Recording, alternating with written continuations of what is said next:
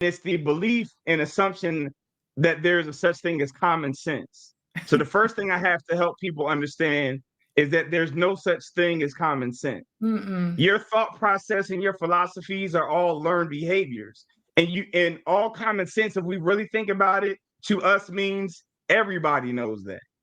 The irony, when you say, well, that's common sense, what you're really saying is everyone knows that. Now, the irony in that is we only say that when someone does the opposite of what everyone supposedly knew, which is evidence that everyone does not know that. Now, I say that to say this is why a lot of times we don't talk about the things that we think should be fixed because we believe that everyone knows that, and now we just feel disrespected.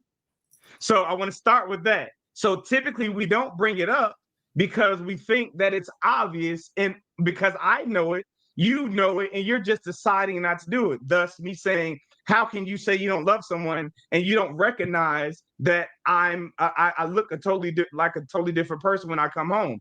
That means apparently you should know this and you should see this. That's not true to her. That's a learned behavior or something in my life that causes me to have a perspective.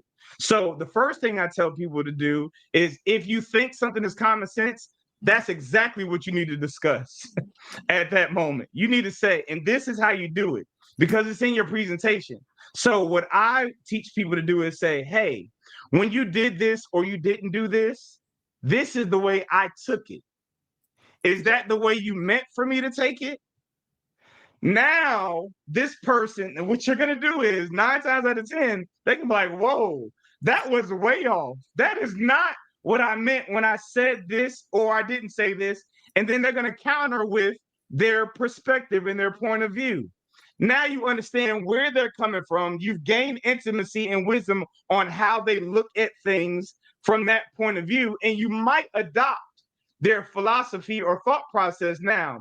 Or because there is that rare chance where they be like, that's exactly how I wanted you to receive it. And now you have the right to be upset.